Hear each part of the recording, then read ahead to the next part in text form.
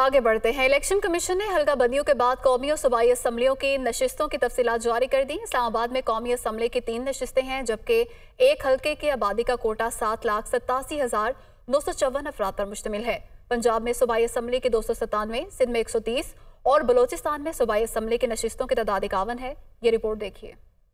Election commission के मुताबिक इस्लामाबाद में कौमी असम्बली की नशिस्तें 3 हैं, जबकि एक नशिस्त का कोटा 7,87,954 है। पंजाब की आबादी 12,76,88,922 है। कौमी असम्बली की 141 और सूबाई असम्बली की नशिस्तें 297 हैं। सूबाई असम्बली की एक नशिस्त का कोटा 4,29,929 है। सिंध की आबादी 5,56,96,147 अफराद पर मुश्तमिल है। कौमी असम्बली की नशिस्तों की तादाद 61 है और सिंध में कौमी असम्बली की एक नशिस्त का कोटा 9,13,052 है। कराची की कौमी असम्बली की नशिस्तों की तादाद 22 है। 7 अजला में सिंध असम्बली की नशिस्तें 47 हैं, जबकि सिंध में सूबाई असम्बली की 130 नशिस्तें हैं।